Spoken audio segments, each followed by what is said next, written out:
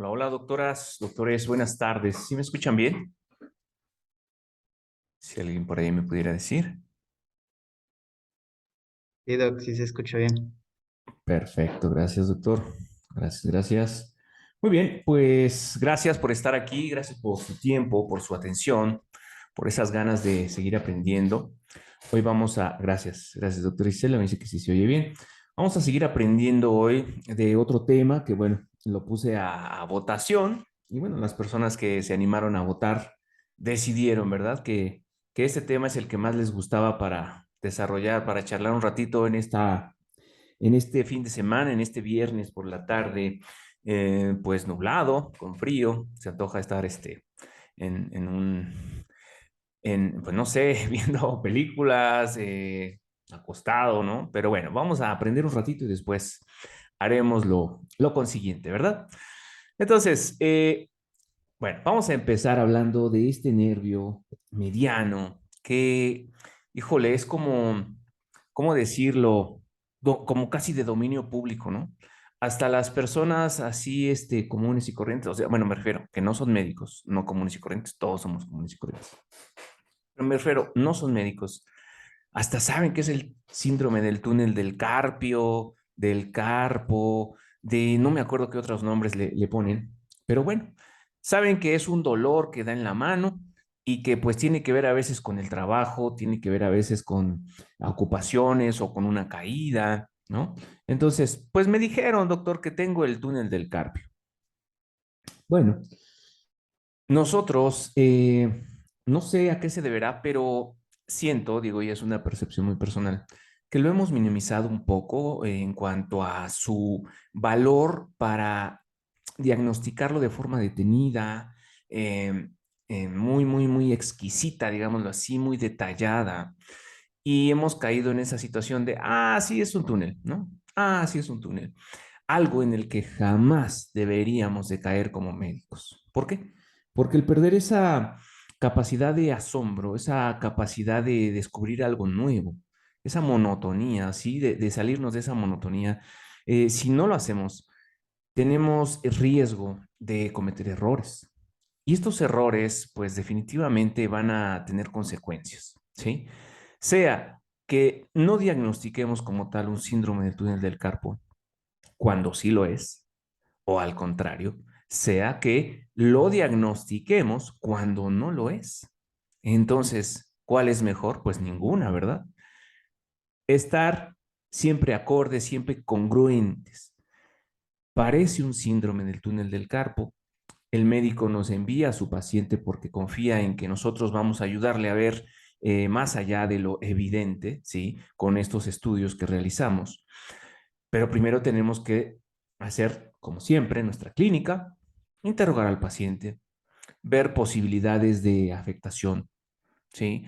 Si ese cuadro concuerda con la distribución motora y sensitiva del mediano, si es el cuadro típico que esperamos de un síndrome del túnel del carpo, no cualquier dolor en la mano es un síndrome del túnel del carpo y como rehabilitadores pues lo sabemos todavía más.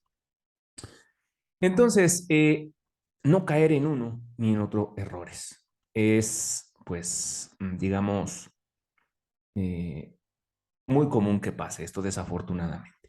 Entonces, tan común es el diagnóstico supuesto como tan común es la posibilidad de caer en errores. Entonces, esa es la intención de esta plática, ¿sí? Poniéndonos acorde al tema, es ayudarnos entre todos y también saben que esta plática, si alguien tiene una duda, una pregunta, inmediatamente suéltela, no se esperen, voy a ir dando temas, voy a ir desarrollando el tema más bien, y en el momento en que tengan alguna duda, inmediatamente, por favor, eh, manifiéstenla en el chat, ¿sí? Entonces, vamos a continuar. Primero que nada, primero, lo primero, ¿verdad? Anatomía, neuroanatomía del mediano. ¿Por qué la neuroanatomía? Porque ahí está la base, ¿sí? El que no sabe cómo está conformado el mediano tiende a equivocarse, doctoras, doctores.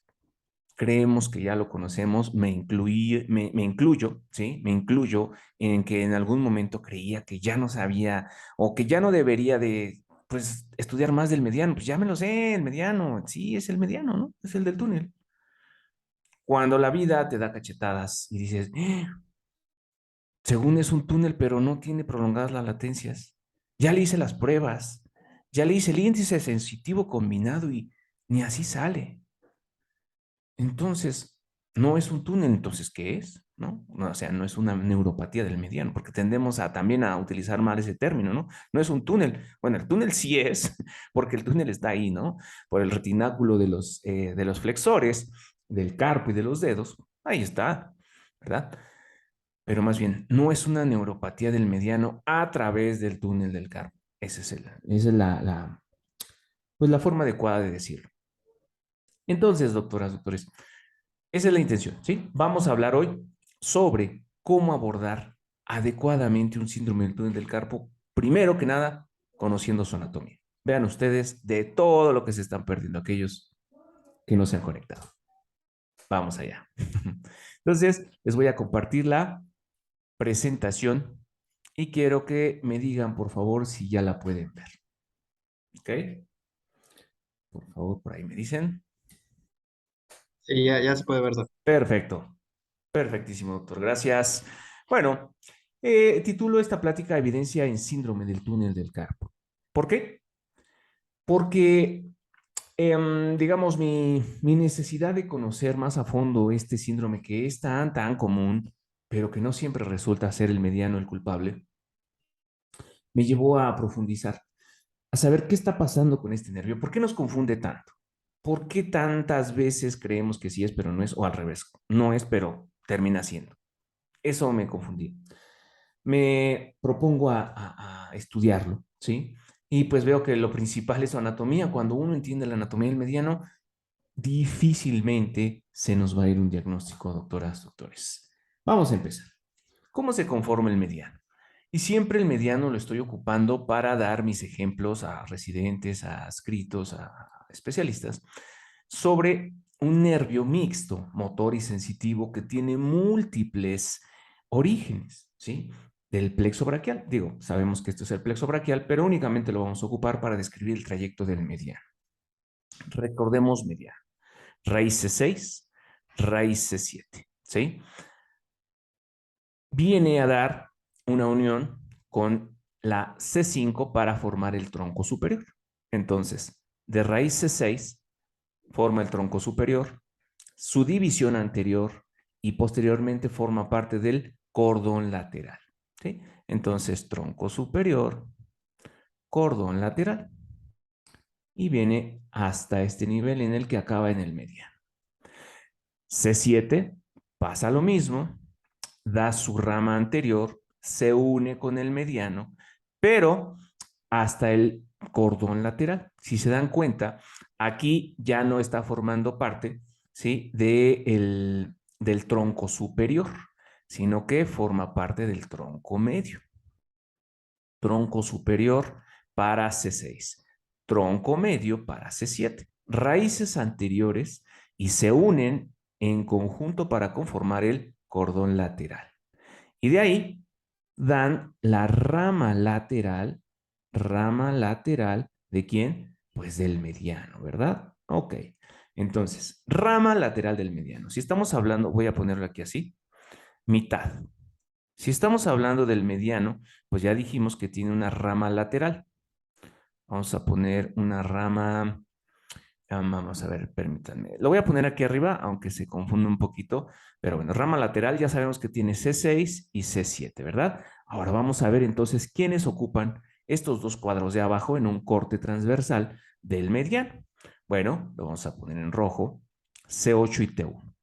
C8 viene y da su unión junto con T1 para conformar ahora el tronco inferior. Se unen en su división anterior para seguir ese mismo trayecto, pero como cordón medial. Y ese cordón medial es el que finalmente va a unirse a la otra rama que venía de los otros segmentos que ya mencionamos. ¿Sí? Y esta es la rama medial. Entonces, desde este momento debemos de ver al mediano como un nervio multiorigen. ¿sí? 4 raíces involucradas aquí, C6, C7, mediante tronco superior y medio y mediante cordón lateral, que conforman el ramo lateral. Y C8T1, tronco inferior, cordón medial, para la rama medial. Entonces aquí abajo irían C8 y T1. Vean ustedes estas raíces que van dentro del mediano. Desde este momento ya no lo olviden, ¿sí? Esto es la base del diagnóstico, doctoras, doctores. Más que cualquier prueba neurofisiológica, cabe resaltar, ¿sí? Más que eso. Entonces, viene formado aquí el mediano, ya lo tenemos en sus multiorígenes, 6, 7, 8, T1. Bien, entonces, ¿qué va a pasar aquí? Va a seguir su recorrido, voy a borrar esto. Aquí va a seguir ya su recorrido como nervio mediano, ¿sí? Entonces, vamos a la siguiente página. Bueno, la siguiente página como si fuera un libro, ¿verdad? Vamos a hablar primero de sus ramos motores. ¿Por qué? Bueno, porque sabemos que el nervio mediano, ¿sí? Ay, perdón. El nervio mediano es un nervio mixto. Nervio mediano es un nervio mixto, es decir, tiene función motora y sensitiva. ¿Ok? Entonces, función motora. Vamos a hablar en esta división, en este ejemplo, en este cuadro, de la función motora del mediano. Ustedes ahora ya saben los orígenes del mediano. 6, 7, 8 y 1. Bien, no lo olviden. Entonces, sea donde fuere, en el origen del mediano, voy a poner así esto, vienen esas raicitas, vienen, aquí no dan ramas, aquí no dan ramas, síganlas, síganlas, síganlas, ¡pum! Hasta aquí dan esas ramitas, miren, qué bonito va a ser esto. Motor, entonces, tiene raíces C8 y T1. ¿Sí? Vamos a hacerlo por código de colores para que se nos grabe mejor. Luego, 6, 7. Estamos hablando de función motora, recuérdenlo. Bueno, pues vienen de C6, de C7, vienen bajando, siguen trayecto, siguen trayecto, siguen trayecto, y miren qué pasa aquí. Aquí sí vienen a dar ramas, ¿sí? Estas ya participa un poco C8. Ya ven que el músculo agarra raíces de múltiples niveles. Aquí da un poco C8. Sí, sí, sí, sí, sí se vale. ¿Sí? Pero predominan los músculos, bueno, la inervación en los músculos del antebrazo por parte de 6 y 7. Recuerden eso, miren. Este es el interóseo anterior y este es como tal el mediano que sigue su trayecto, ¿verdad? Entonces, vean ustedes esta foto, vean y grábensela. Desde este punto de vista, ¿sí? Vamos a adelantar unas situaciones clínicas y neurofisiológicas. Con nosotros saber el origen del mediano 6, 7, 8 y 1 en diferentes porciones y en diferentes trayectos, que cada uno de estos trayectos va a estar dando inervación motora a diferentes músculos con diferentes funciones, entonces nosotros entendemos muchas cosas. Vamos a remarcar con azul a los músculos que dependen sobre todo de C6 y C7. El primerísimo, el primerito, la primera rama motora del mediano en su descenso a nivel del codo, pronado redondo, ¿sí? Luego, flexor radial del carpo, que cabe señalar que este es el que se ocupa para realizar el reflejo H, ¿sí? Reflejo H. Luego, sigue flexor superficial de los dedos, ¿sí? Palmar mayor, flexor largo del pulgar, profundo de los dedos, pero este cabe aclarar que ya tiene un poquito también de C8, vean ustedes. También aquí lo voy a poner, digamos, aquí, así, para que se entienda que tiene ramas de 6, 7 y 8. Y también el cuadrado tiene ramitas de C8, pero predominantemente viene a ser de C6 y C7, para que se entienda así. ¿Ok? Luego, sigue el mediano como color rojo, es decir, raíces C8T1, en su trayecto, cordón medial, ¿sí? Porción medial, todo esto en rojo, esa es la porción que ingresa al túnel. Mucha atención, doctoras y doctores. Esta es la porción que ingresa al túnel, la que trae raíces de C8 y T1. Bueno, ya lo puse con azul, se va a prestar a malas interpretaciones. Mejor cada uno con su color. Entonces viene a dar la inervación del abductor corto del pulgar, ABD, ¿sí? ABD, abductor corto del pulgar, ¿sí?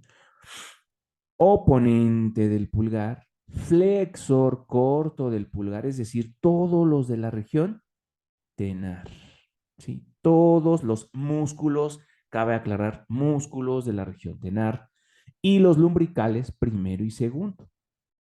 Desde este momento, doctoras y doctores, ustedes ya conocen al mediano desde otro punto de vista, solo por anatomía, ¿sí? 6, 7, 8, 1, van juntos todo el brazo, pero a partir del codo y todo el trayecto del antebrazo se va dividiendo el mediano en ramas motoras. Predominan definitivamente las ramas motoras del antebrazo originadas de C6 y C7, no se les olvide, ¿sí? C6 y C7 vienen bajando. Y luego ya cuando va casi llegando al carpo, ya empieza a tener una, digamos, una influencia C8 también, pero dentro de estas dos, C8 también. Entonces, ya que cruza el túnel, si fuera pregunta de examen, cuando les digan qué raíces representa el mediano después de cruzar el túnel del carpo, ¿qué contestarían? Ahí en el chat, por favor, doctoras, doctores.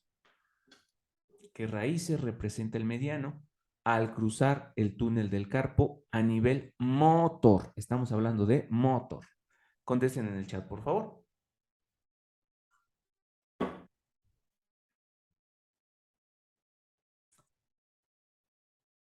C8T1, dice la doctora Isela. ¿Quién dice diferente? Dice la doctora Lucy C8T1. ¿Alguien más? C8T1, C8T1, todos unidos con el C8T1. Obviamente es evidente, doctoras y doctores. Acuérdense de eso. Perfecto, todos correctos, todos correctos. Muy bien. Entonces, ya sabemos ahora que a nivel motor, y lo remarco, motor en la mano, los intrínsecos de la mano son representaciones de raíces C8T1. Sin embargo, hay otros músculos que llegan a mover la mano también, pero que tienen orígenes diferentes. ¿Cuáles son estos? Bueno, los voy a poner con amarillo. Pues todos estos, ¿no? Flexor superficial de los dedos, largo del pulgar, profundo de los dedos, ¿sí? Todos estos llegan al carpo también. Llegan a los dedos como tal, el flexor, no, no, perdón, flexor superficial de los dedos, largo del pulgar, profundo de los dedos. Todos llegan a la mano y mueven los dedos, llegan por medio de tendones, ¿sí? Pero el que lleguen a mover los dedos por medio de tendones no significa que representen a estas mismas raíces C8T1. Estos están inervados por el trayecto del mediano en el antebrazo, C6 y C7 predominantes. Si queda clara esa situación, me interesa mucho que desde este momento quede clara. Bien, bien claro. Y también los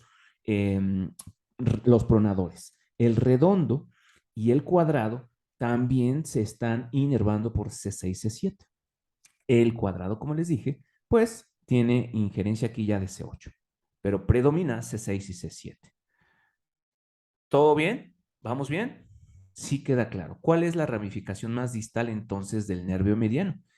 Del nervio mediano, así hablando en conjunto, los lumbricales, doctora. ¿Sí? Perdón, doctor René. Los lumbricales serían, digamos que las últimas ramas que da el mediano, pero solo del primer y del segundo dedos, porque del tercero y del cuarto dependen del ulnar. ¿Bien? Entonces recordemos eso. La primera rama del mediano es el pronador redondo, la segunda rama del mediano, digo, la última rama del mediano es el umbrical primero y segundo. Recordemos esto, doctor, es bien importante. ¿Ok? Luego, ya tenemos esto en mente. Voy a borrar esto de los tendones para quedarnos puramente con la inervación. Bien, entonces, otra vez aquí tenemos bien, bien, bien definida nuestra distribución motora, lo remarco otra vez, motora. Entonces, aprovechando este esquema, nosotros hacemos un registro motor aquí, miren, en el abductor corto del pulgar. Si nosotros registramos en el ABD corto del pulgar, estamos registrando un músculo inervado por el mediano, ¿cierto? Correcto. Ahí están nuestros cables, nuestros electrodos, y nosotros damos un estímulo. Bueno, lo voy a poner de este lado, pero obviamente este es el lado ulnar. Solo estoy refiriéndome a el trayecto del nervio, ¿eh? Obviamente me estoy refiriendo al nervio mediano. Entonces, yo estoy estimulando al mediano en el carpo y estoy registrando un músculo que está inervado por el mediano, pero de raíces C8T1. No lo olvidemos, ¿sí? Si yo ya tengo esto claro, entonces cuando yo obtenga mi PANC así y mi PANC así, ¿qué nervio estoy evaluando? Y secundariamente, ¿qué raíces estoy evaluando, doctoras y doctores? Este es el distal y este es el proximal. Ahí en el chat, por favor, contéstenme.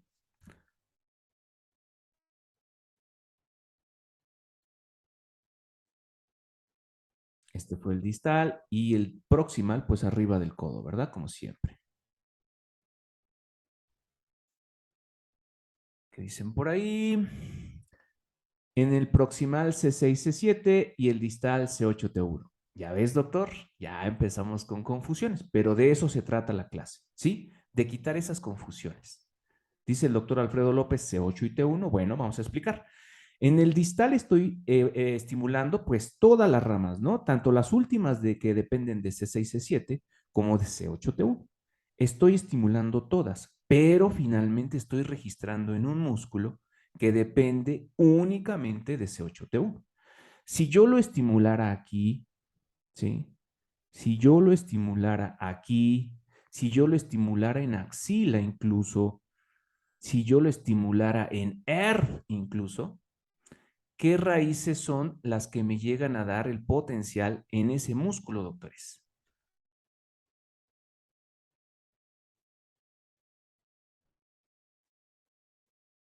En todas, sin, no, doctora, aquí Luz María Pumita dice C6, C7, no, y vamos a repetirlo, de eso se trata, ¿verdad? El músculo en donde registramos esa transmisión de la conducción nerviosa, toda, finalmente llega a registrarse al músculo abductor corto del pulgar, que es raíz C8T1. ¿Sí? Ya entendí, por lo de la captación. Exactamente, doctora, de eso se trata. Muy bien, perfecto. ¿Ya entendimos, doctor René, también? Todos vamos subiendo la montaña y tenemos que esperarnos. No se puede quedar nadie atrás. ¿Sí vamos viendo?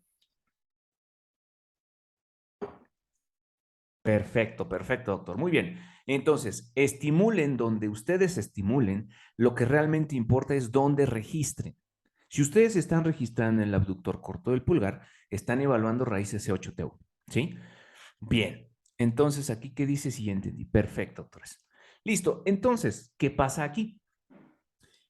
Nosotros hacemos conducción motora, ahora ya sabemos que estamos evaluando el mediano, pero en su porción de C8T1. Y cuando hacemos la onda F, doctoras, doctores, ¿qué estamos realizando aquí en este mediano?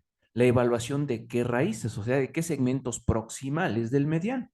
C5, C6, C7, C8 o T1. ¿Qué dicen ustedes?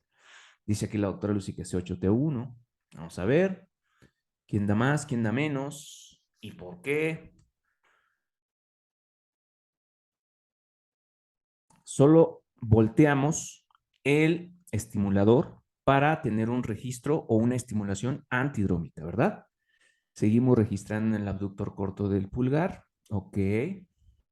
A ver, ¿alguien más? La doctora Lucy dice que, dice el doctor que es C6T1, el doctor René. A ver, ¿alguien más? ¿Alguien más? C8T1, dice la doctora Luzma. Vamos a ver, C8T1, dice el doctor Alfredo.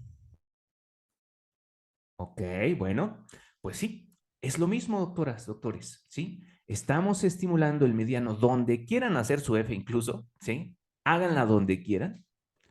Las raíces donde estamos registrando son las mismas. C8T1. Recuerda, doctor René, donde registras es donde obtienes la respuesta. O sea, ¿qué estás evaluando ahí? ¿Qué raíces llegan hasta ahí? Eso es lo que te va a conducir. ¿Sí? Recuerda eso, por favor. Entonces, sea motor, sea F de mediano, estamos hablando del mediano, estamos hablando de raíces C8T1 en la mano. Si nosotros, ahora va la otra pregunta, nosotros vamos a hacer el reflejo H, doctoras y doctores. Tenemos una vía de ingreso, ¿sí? Aquí está la médula. Voy a ponerla así rapidísimo para que no se nos vaya el tiempo como la otra vez. Entonces, está la vía de ingreso y está la vía de salida, ¿no? Esta es la médula. Entonces, ¿qué raíces llevan la vía de ingreso? ¿Qué raíces llevan la vía de salida? De acuerdo a dónde estimulamos y registramos la H. Yo les dije, nosotros vamos a hacer el registro de la H en flexor radial del carpo. Díganme ustedes, ¿qué raíces sensitivas ingresan y qué raíces motoras salen? No hemos visto la determinación o la descripción sensitiva. Ok, no me digan esa ahorita, pero díganme la raíz o las raíces motoras en donde ustedes van a recibir el registro del reflejo H. Dice la doctora Lucy Noreiva, C5, C6, la doctora Luzma, 67, 67, 67T1, el doctor René, ok, 67 todos, muy bien, muy bien. Me gusta que participen sin miedo, de eso se trata. Dice la doctora 67, ¿cómo se llama eso? Ya recapacitó la doctora, dice 67, es la doctora Graciela. Ah, doctora Graciela, buenas tardes. Muy bien, 6-7, ¿sí? Pues claro, ahora cambiamos la jugada, ya no estamos registrando en un músculo C8T1, ya estamos registrando en el flexor radial del carpo y estamos diciendo que este es de los azules, ¿no? 6-7, claro. Vean la importancia de conocer al mediano en su anatomía, doctores. Importantísimo. No se queden con esta sencilla clase. Vayan y devórense el capítulo de neuropatía del mediano. ¿Sí? Por favor, para que sean unos monstruos en determinar si hay o no una compresión del mediano y ya dejar ese subdiagnóstico o ese subparadiagnóstico de síndrome del túnel del carpo. Entonces, de eso se trata. Bien, muy bien. Entonces, sabemos que la respuesta motora de onda H o de reflejo H, pues obviamente va a ser vía 6-7. ¿Por qué? Porque esas son las raíces que vienen desde acá arriba, por donde va a salir la H. Por aquí llega, bueno, no les voy a decir todavía por dónde llega, pero sale por las ramas motoras. Viene todo su trayecto y en donde estamos registrando, pues es aquí, en el flexor radial del carpo. Entonces, no puede ser C8T1 porque este músculo no tiene raíces C8T1, tiene raíces C6, C7. Aquí estamos registrando la H y estamos estimulando aquí. ¿Cierto? Entonces entra por ciertas raíces sensitivas y sale por 6-7 motoras. ¿Se entendió ahora sí? ¿Ya? Más o menos la mitad. Nada más díganme si sí o si no para seguir adelante, doctoras, doctores. Sí, perfecto, perfecto, doctora. Muy bien. Vamos entonces, ya, digamos, ya ahora sí entendemos de tú a nuestro nervio mediano motor. Motor, por favor, ¿sí? Ahora vamos a hablar del sensitivo. El sensitivo, no voy a decir que es otro boleto, ¿sí? Pero sí tiene sus particularidades, ¿sí? El sensitivo tiene sus particularidades, doctoras, doctores. Vamos allá. Voy a quitar todo esto y vamos ahora a la siguiente página. Y yo dale con mis páginas como si fuera un libro, ¿verdad? Muy bien. Entonces, tenemos los dermatomas. Primero que nada, quiero que hablemos de los dermatomas, no de todos, obviamente, de los que nos interesan, ¿sí? ¿Qué raíces tenemos involucradas en el nervio mediano? Veamos. 4 raíces, ¿verdad? 4 dermatomas que van a ir por ahí, ¿sí? Tomando parte del nervio mediano. Los voy a poner con, bueno, sí, con ese mismo azul. Dijimos que C6 y C7, ¿sí? Van a estar formando parte de el mediano, ¿verdad? O sea, estos son dermatomas, no es el mediano, son dermatomas. Solo quiero que aclaremos un par de cosas. Estos son dermatomas del mediano. C6, C7. Ahora, vamos a poner C8T1, ¿sí? C8T1. Vean ustedes, qué chulada. Después de esta clase, doctores, van a ser unos monstruos. En el buen sentido, en el buen sentido, ¿eh? Muy bien. Entonces, vean ustedes esta importancia que tiene el saber la distribución de los dermatomas. C6, lo voy a poner aquí, ay, perdón. C6, lo voy a poner en grande. C7, ¿sí? Para que se nos grabe. C8 y T1, cuando estamos hablando de dermatomas. Dermatomas. Voy a poner en negro lo que se observa de su distribución como nervio mediano sensitivo, ¿sí? Ok, entonces vamos a ver, el nervio mediano sensitivo empieza aquí. Aquí viene. Y aquí la mitad del cuarto dedo, ¿verdad? La mitad lateral. Y hacia la región tenar. Esto en negro, ¿sí? Pónganle mucha atención, doctoras, doctores.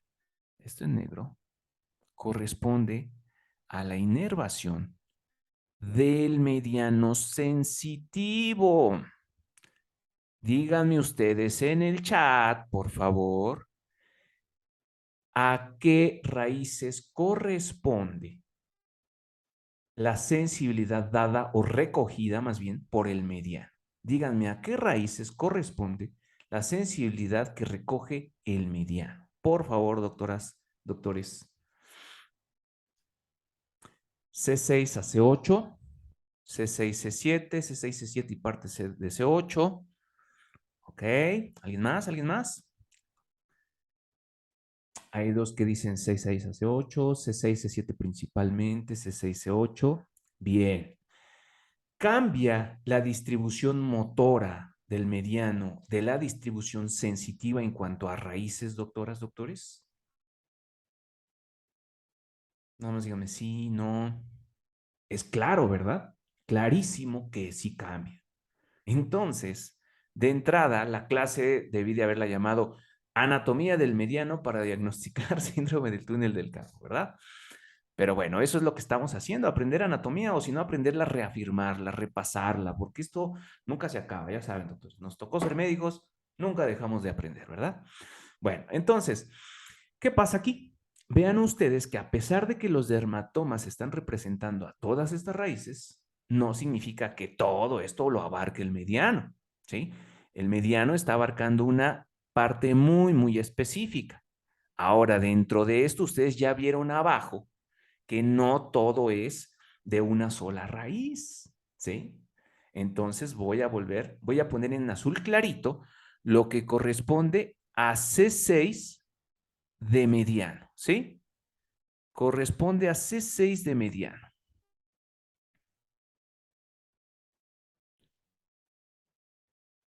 Eso es C6 de mediano. Ahora con azul fuerte, otra vez, C7 de mediano. Oh, que la caramba no quiere pintar esto. Aquí está, miren, C7 de mediano. Y luego, finalmente, C8 de mediano. La cara lateral o la mitad lateral del cuarto dedo, doctores. Ustedes ya lo están viendo aquí claramente. Ahora sí, desnudamos al mediano ante todos ustedes, ¿verdad? Todas ustedes. C6, C7 y C8. Aquí entonces T1 no tiene vela en este entierro. Lo vamos a eliminar. Para ulnar, claro que sí, es el rey del ulnar, pero no estamos hablando del ulnar en este momento. Estamos hablando de C8. Y voy a borrar todo esto para que entonces ahora sí aislemos lo que nos interesa, doctoras y doctores. Esta es la distribución sensitiva del mediano. ¿Sí? Sensitiva del mediano, doctoras y doctores. Esto quiere decir que cuando nosotros estamos estimulando al mediano en el carpo, ¿sí? A 14 centímetros del sitio de registro, normalmente registramos, perdón, lo voy a poner con rosa para que se resalte aquí, en el segundo dedo, ¿sí? A veces lo hacemos en el tercer dedo y un diferencial que siempre nos gusta por ahí, ¿no? Un mediano ulnar, lo hacemos en el cuarto dedo. Van dos preguntas, doctoras y doctores. La primera, ¿podríamos hacer un mediano en el primer dedo sin que fuera un diferencial con el radial y no, no, no, no? Solo para demostrar un mediano en el primer dedo, si no y por qué. Dice el doctor René, sí. ¿Con qué motivo, doctor? ¿Qué te interesaría saber para hacerlo en el primer dedo? Primero que nada, en tu sede, no sé en qué sede estés, doctor, pero ¿en qué dedo normalmente hacen el mediano?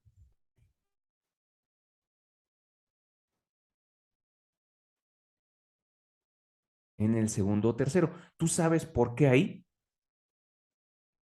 Ah, por ejemplo, dice el doctor y también la doctora, en el segundo o tercero. ¿Por qué ahí, doctores? ¿Por qué no en el primero?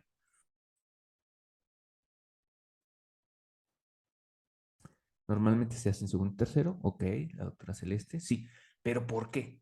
¿Sería muy descabellado hacerlo en el primer dedo, en el pulgar?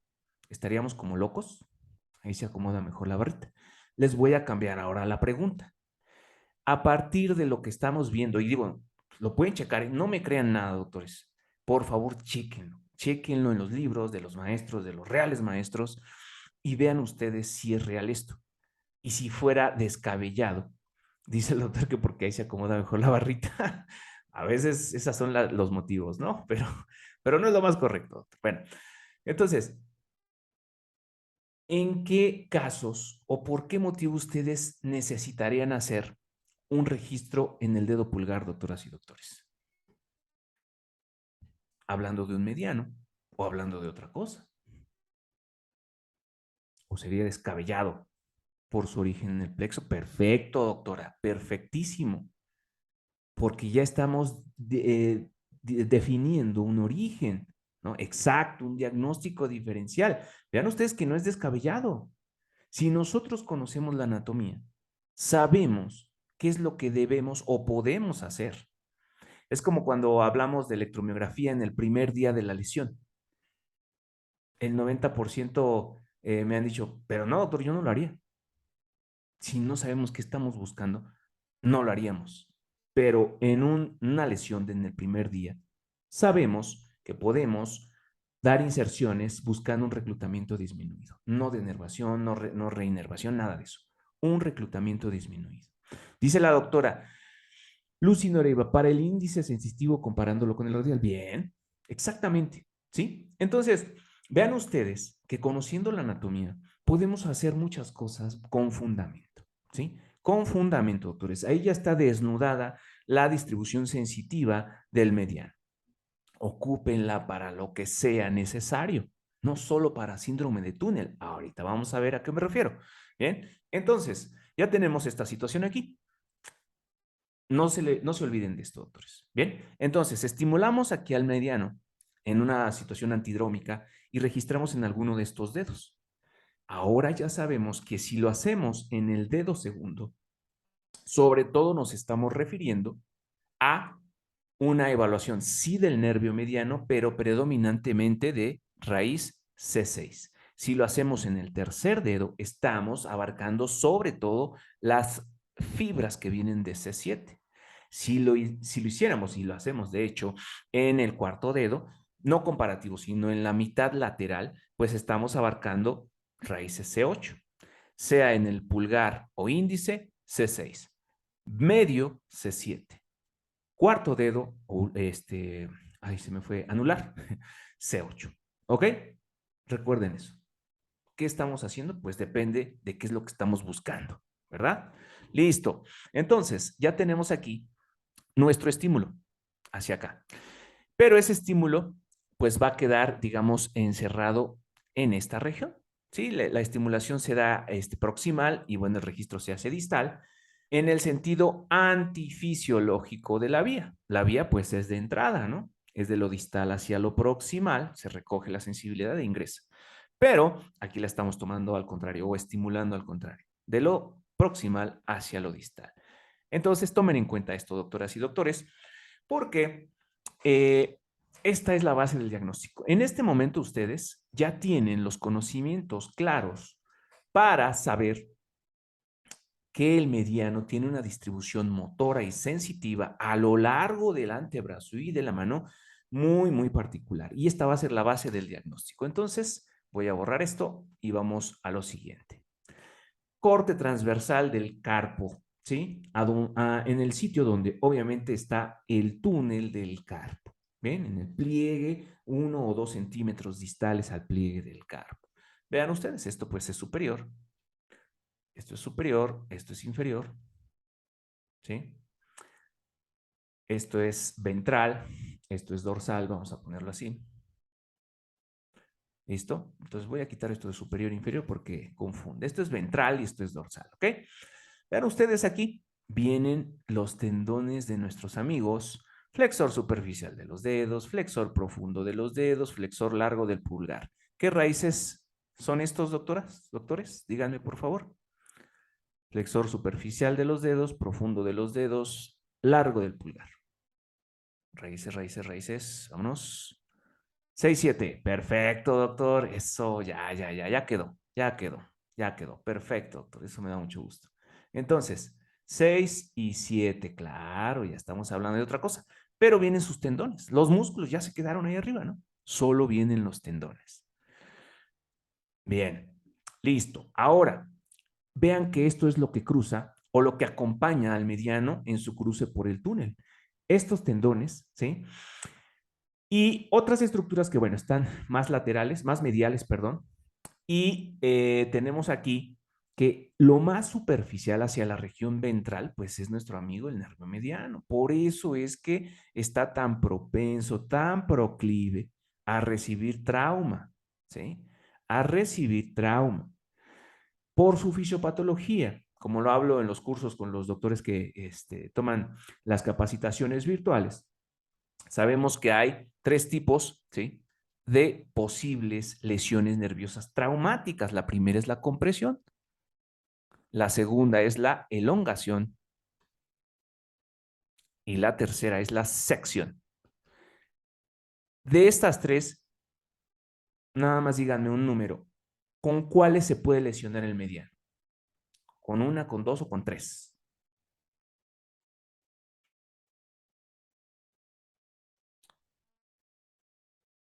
¿Qué dice aquí?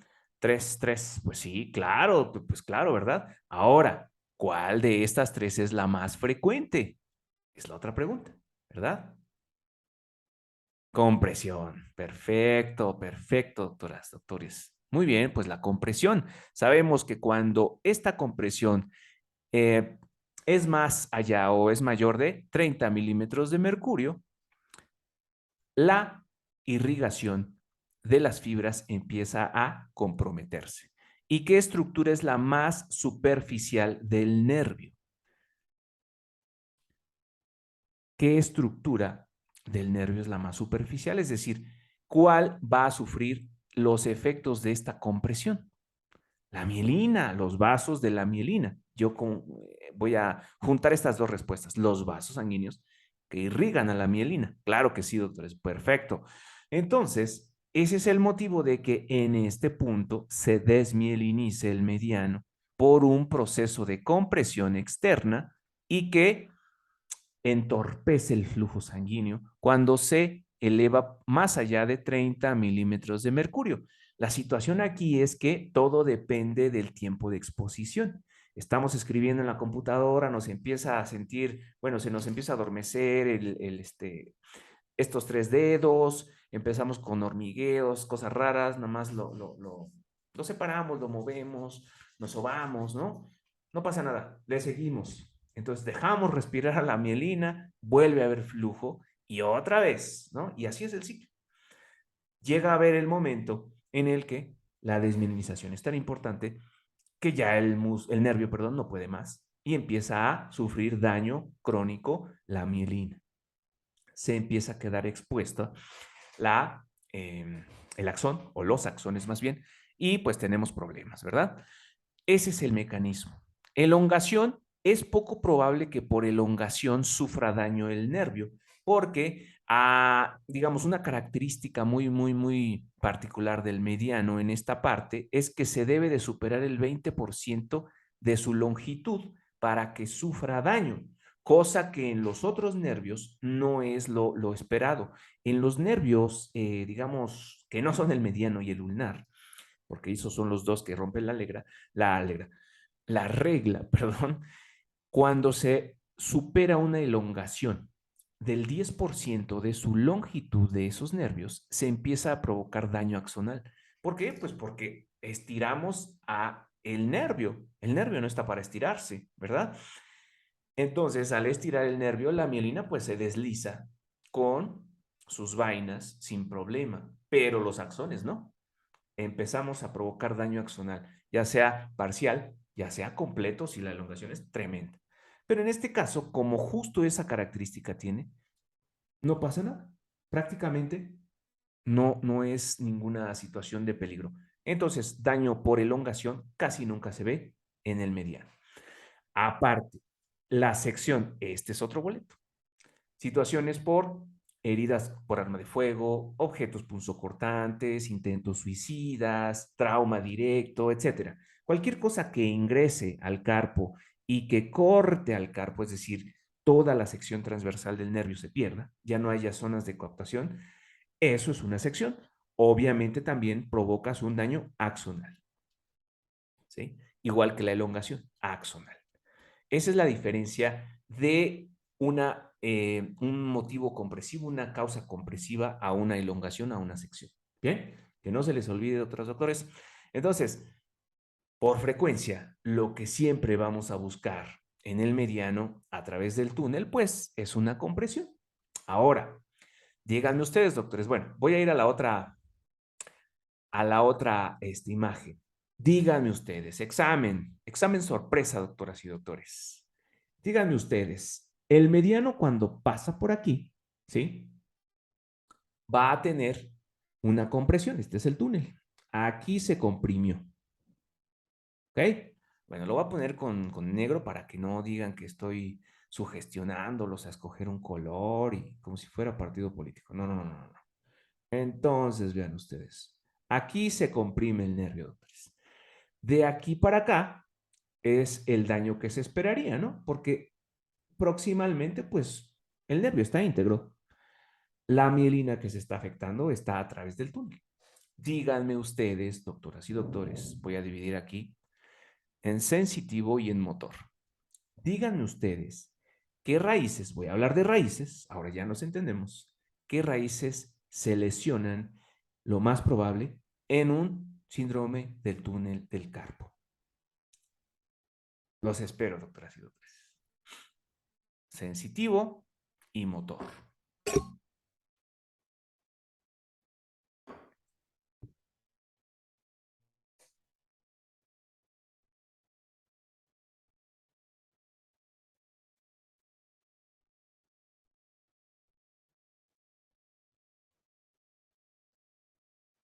A ver, ya estoy recibiendo respuestas. Muy bien.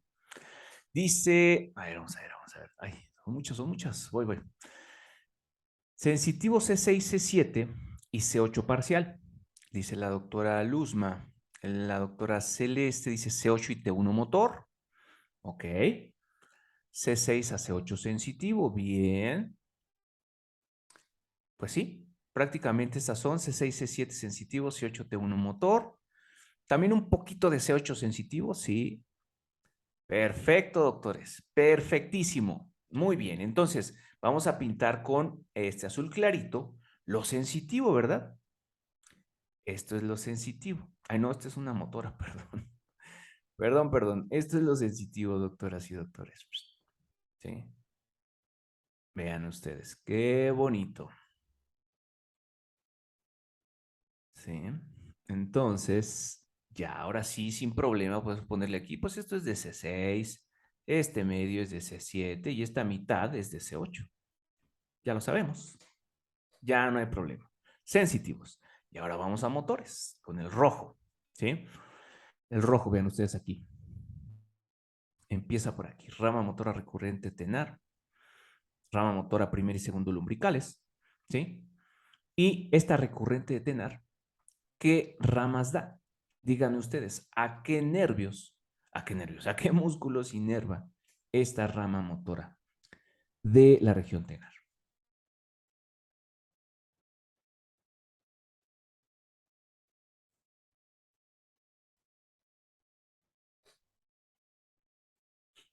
A ver, los espero. ¿Qué músculos, qué músculos? Tenemos ahí abductor corto del pulgar, oponente y abductor bueno, es que aquí lo repitió el doctor. APB es el abductor pollicis brevis, oponente y abductor. Abductor corto del pulgar. Perfecto. Muy bien, doctores. Perfecto. No sé si ya se dieron cuenta, pero ya saben lo que van a buscar dirigidamente en un síndrome del túnel del carpo. Lo que buscamos siempre en cualquier nervio lesionado. Fuerza alterada o más bien, o sensibilidad alterada. Entonces, ¿qué nos deja ver esto? Vean ustedes, y aquí lo marca perfectísimo. Esta ramita, antes de ingresar al túnel, el mediano la suelta justo para dirigirse a la región tenar. ¿Sí? Entonces, en un síndrome del túnel del carpo típico, así cantado, así de libro, la región tenar estaría involucrada o respetada, doctoras y doctores, sensitivamente hablando.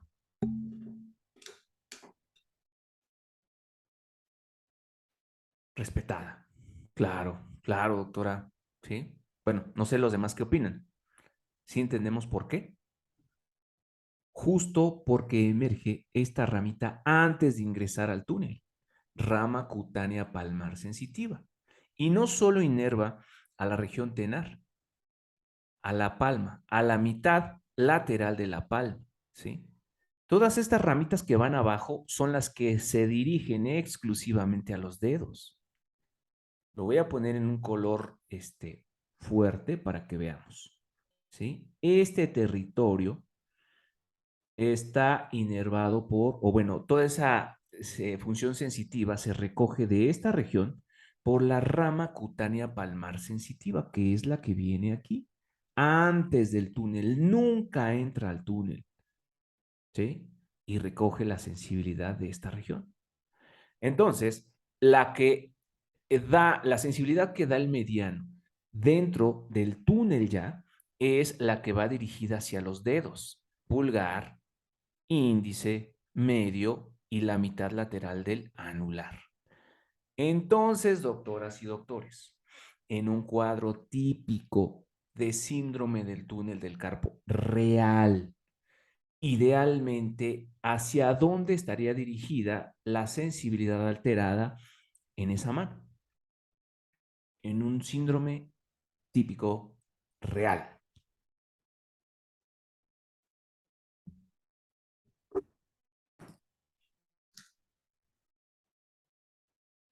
Por ahí, por ahí. A ver. Dice aquí la doctora Lucy, a los dedos uno, 2 y 3 y mitad del cuarto. Claro, claro, doctores. Eso se llama clínica, ¿sí? Eso se llama clínica, doctores. Sensibilidad alterada de dedos primero, exacto. Y posiblemente respetada la sensibilidad palmar de la mitad lateral y la región tenar, ¿sí? Eso es un cuadro típico que en un índice, bueno, no en un índice, en una prueba clínica que se llama diagrama de Katz, que ahorita hablaremos, se le denomina un patrón clásico, ¿sí? Clásico. Esto es el patrón clásico, lo voy a poner en rojo, que la sensibilidad se altere en esta región, ¿sí? Esta es la región del mediano, doctores. Esto es un mediano, esto es un síndrome del túnel del carpo. Esto en rojo. Si su síndrome del túnel del carpo, entre comillas, está abarcando toda la palma, incluido el índice, perdón, el meñique, e incluso región del antebrazo, aguas, aguas. Posiblemente no sea culpa del mediano y ya lo están inculpando. Error tipo 1, ¿verdad? Acusar al inocente. Falso positivo. Error médico. Bien. Entonces, esta es la importancia de la clínica. Para cerrar con broche de oro la clínica en el síndrome del túnel del carpo, díganme, ya me dijeron lo sensitivo, ahora díganme lo motor. ¿Qué músculos ustedes esperarían afectados en un síndrome del túnel del carpo real, clásico?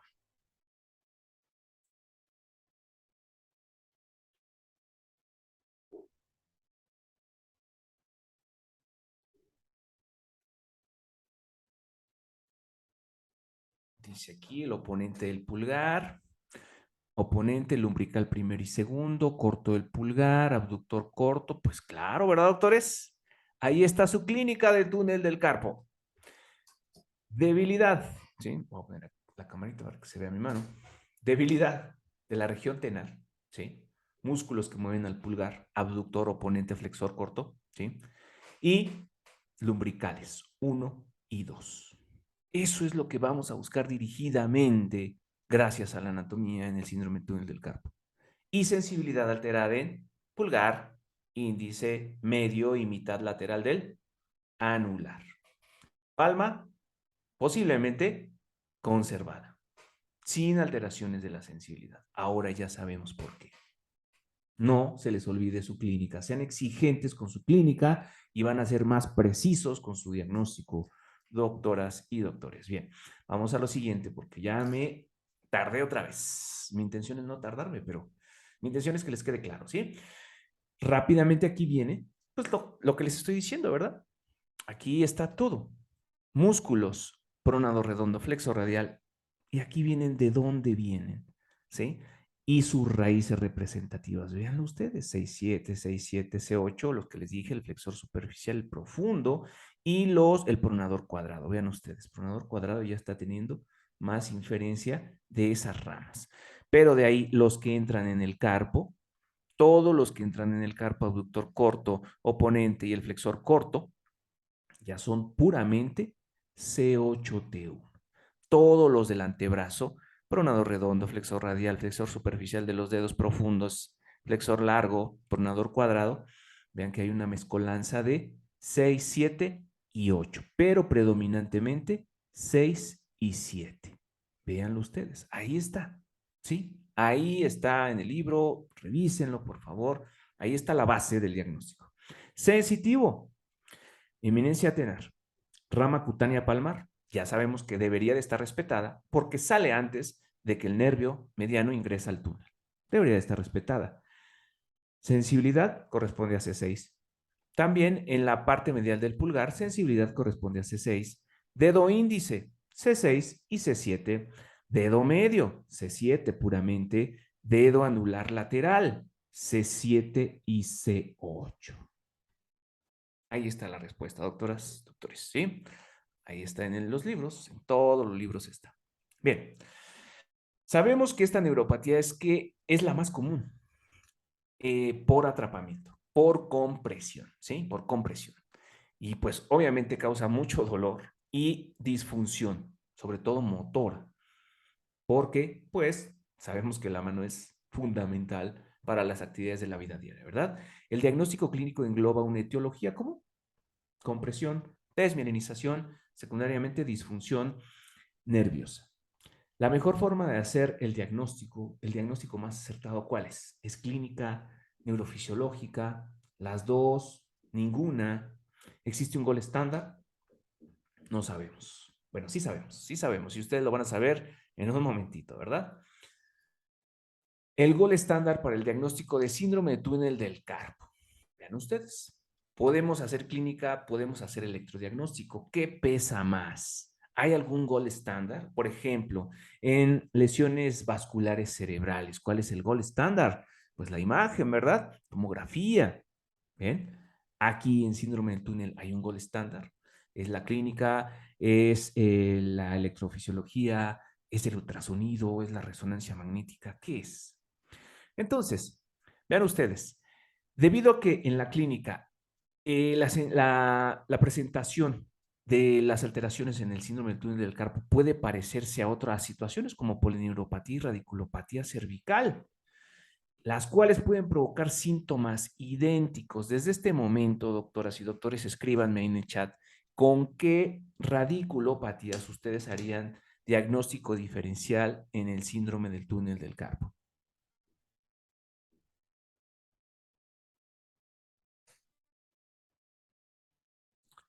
C6, C7, dice el doctor. Ok. Digamos, voy a cambiar la pregunta, porque aquí están encontradas las respuestas. Dice, una dice C6, C7 y otro dice C8, T1. Voy a cambiarla.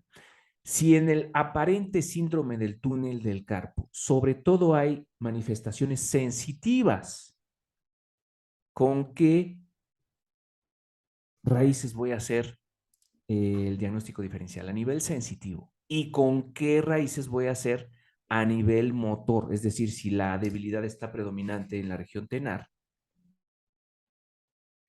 Ok. C6 a C8 sensitivo, bien. ¿Y motor? Motor C8T1. Perfecto, doctoras. Perfecto, muy bien. Ya vamos bien.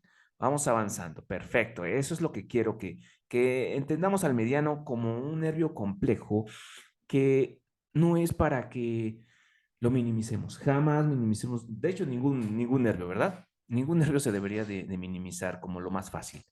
La radiculopatía más frecuente, dice el doctor, es C6, C7. Perfecto, doctor. Muy bien. Claro, entonces, justo C6, C7 por frecuencia, pero siendo ¿cómo les diré? Muy técnicos, pues también C8T1 porque incluyen las porciones motoras, ¿verdad? C8T1.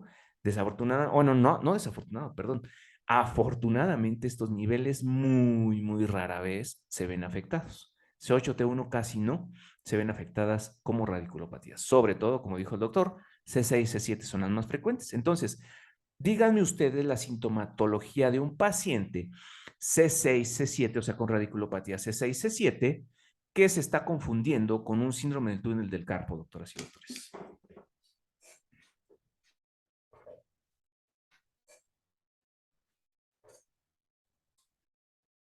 Así rapidito, ¿eh? No, es un cuadro clínico de 2 hojas. No. Rapidito. ¿Qué es lo que podría llevarnos a la confusión entre una radículo 6-7 y un síndrome del túnel del carpo?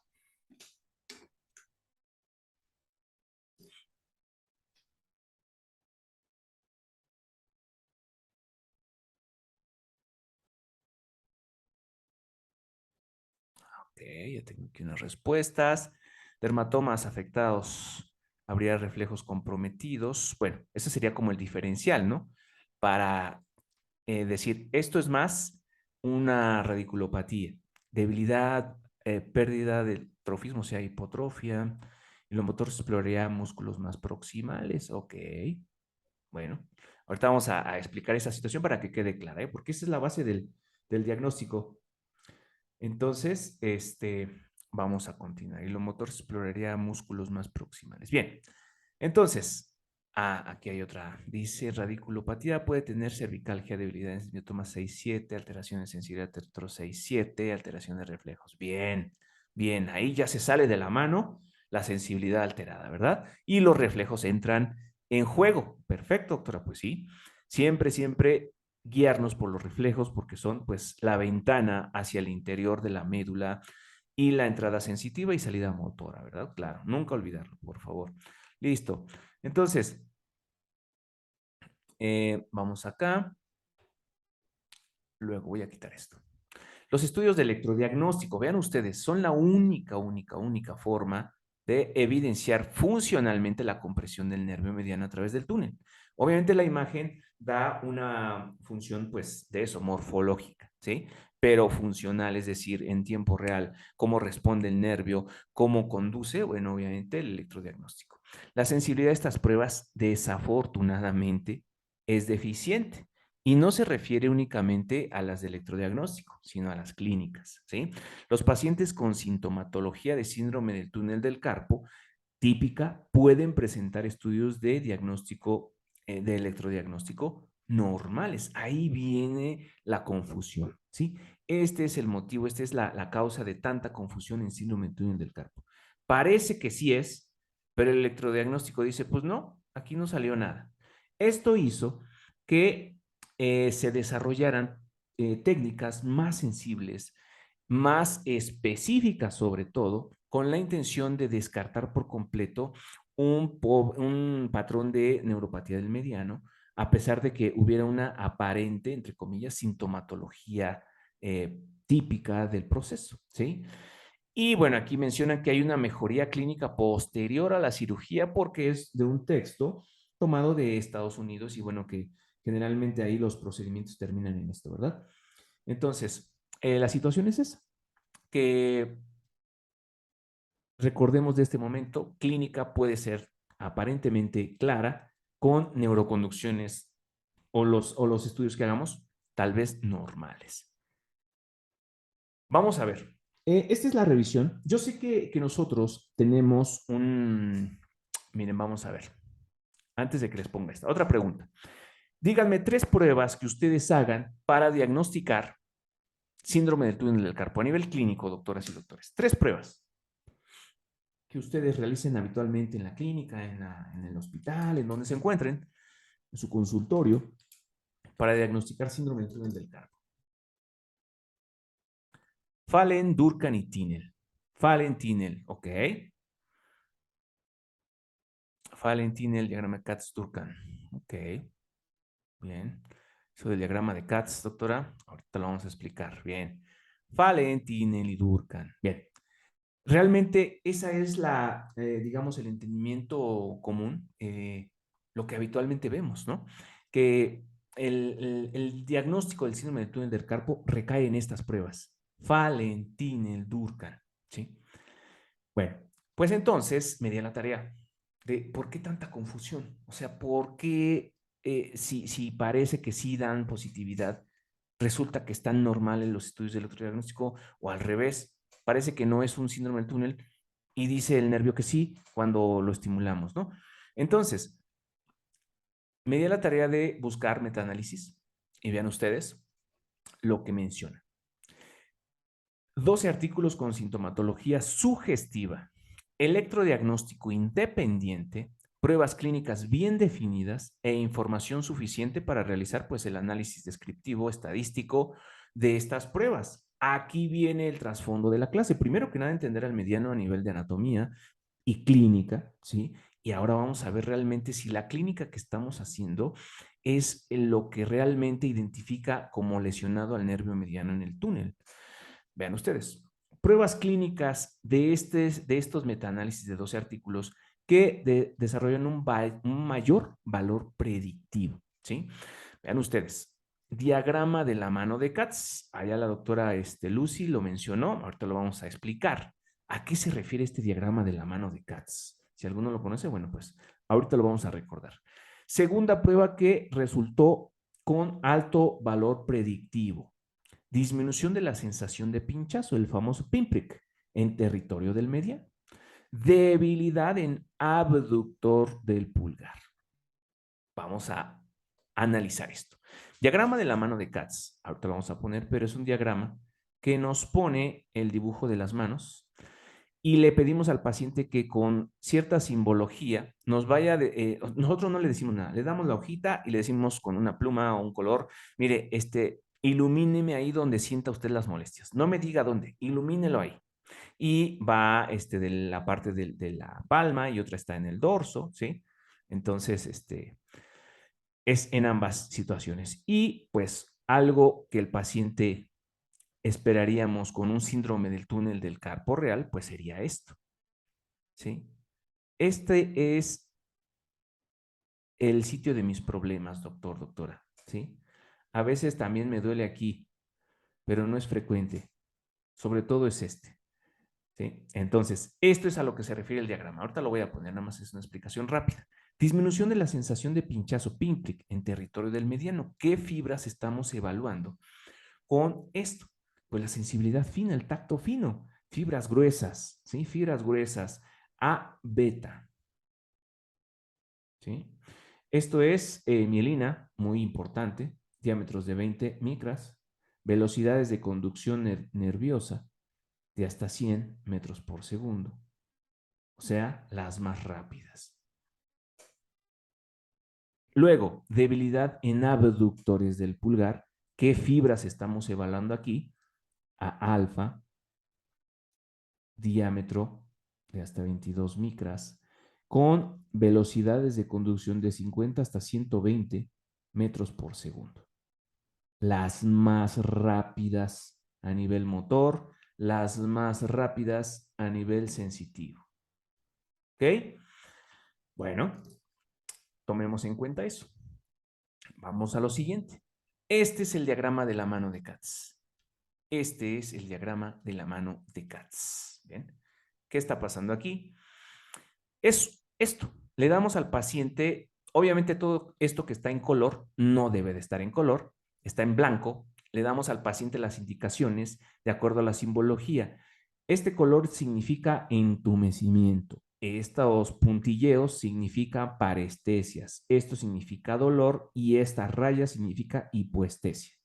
Tenemos que traducirle al paciente que puede sentir cosas diferentes, que nada más raye de forma con colores, si quieren darle colores diferentes, las zonas donde sienta el predominio en esas molestias, porque a lo mejor dices que no sé si es entumecimiento o hipoestesia, doctor, ¿no? Obviamente le tenemos que traducir estos términos, o dolor o parestesias, o sea, pinte donde usted sienta las molestias. Bueno, hay tres patrones, hay actualizaciones que manejan otros.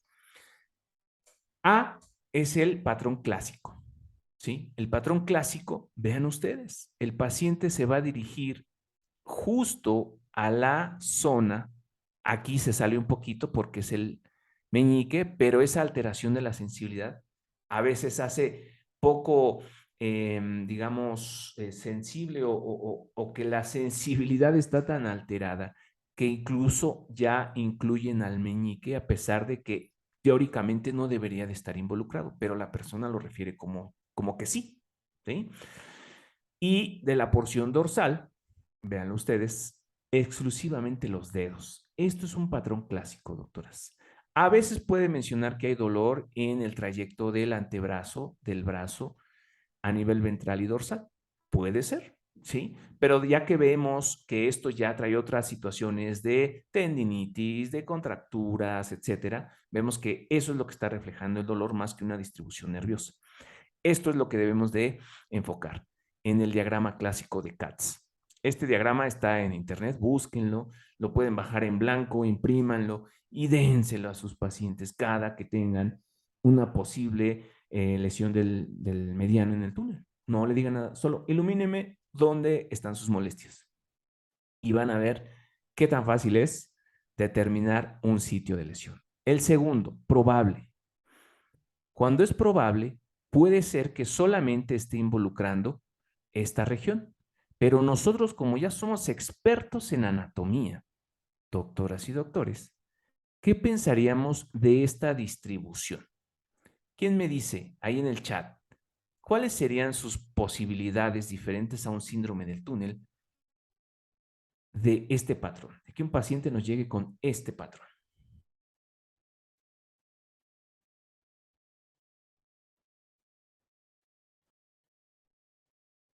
Y que es el patrón probable. No está involucrando al dedo medio ni al anular, pero sí a la región tenar, al pulgar y al índice, predominantemente. A ver qué dicen por aquí. René dice 80%. ¿A qué te refieres, Doc? Perdón, no te entiendo. O sea, lo que les pregunté es, no, doctor, aquí no tiene inferencia el radial. Ah, perdón, la doctora Celeste, no, no es el radial. Exacto, radiculopatía C6. Esta es la distribución del dermatoma C6. Entonces buscaríamos ya más situaciones proximales, buscar cómo están los reflejos, o sea, tenerlo en mente. De eso se trata este diagrama.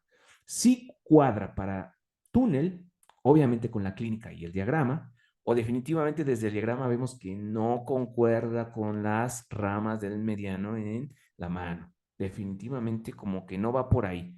¿Qué otras posibilidades? Pues la primerita que debe de salir es arriba, o C6 o C7. Siempre, siempre pensar en esto, doctoras y doctores. Última posibilidad, que se trate de un patrón improbable.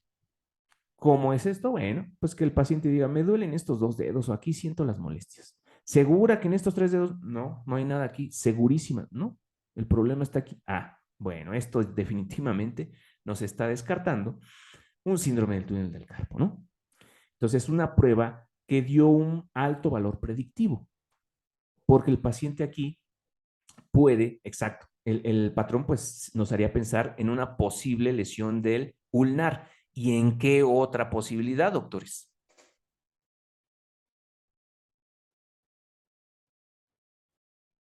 Radiculopatía C8, sobre todo C8 otra porque T1 ya es más en el antebrazo, ¿no? Exactamente, perfecto. Eso es a lo que quiero que vayamos, que tengamos más posibilidades, que seamos más abiertos, que no nos enfoquemos solo en el diagnóstico que viene en la solicitud. Nosotros, primero que nada, sabemos, somos médicos, tenemos que tener un diagnóstico propio. Bien, bueno, este es el diagrama de la mano de Katz, recomendadísimo, bájenlo de internet, imprímanlo y ténganlo ahí a la mano para ser mejores en su, bueno, más precisos en el diagnóstico. Pinprick test, ya vimos que se trata de evaluar las fibras sensitivas más rápidas, toque piquete, ¿sí? Lo que sabemos, el toque piquete, el paciente no debe de estar viendo, vamos viendo en toda la distribución del mediano sensitivo y vamos viendo si realmente de una mano a la otra hay una diferencia importante o no. Si sale positiva esta prueba, es decir, el paciente no reconoce entre toque y entre piquete, lo más seguro es que ya estén involucradas las fibras A beta, las más rápidas, sensitivas, que obviamente son las que se encuentran en toda esta distribución. ¿Sí? Entonces, esto es lo que resultó en ese metaanálisis. Digo, eso es lo que yo encontré, ¿verdad? Y luego la última que dicen es debilidad en los aductores del pulgar, abductores, ¿bien? Aquí. ¿Por qué? Pues porque justo estos que están aquí son los que vienen a darse después de que se cruza el mediano por el túnel. Si está afectado aquí, debería de esperarse que estos músculos pues estarían dando debilidad justo por esa razón. ¿Ven? Entonces, fibras A alfa, las más rápidas, y en el anterior pinprick, fibras A beta. Vean ustedes la importancia. ¿Sí? Entonces, sí hay que seguir haciendo Fallen, Tinel, Durkan, sí, sí, sí. Pero, además de estos, definitivamente recomendable hacerlo. ¿Sí? ¿Por qué? Porque nos van a dar ya un indicio más directo sobre el mediano.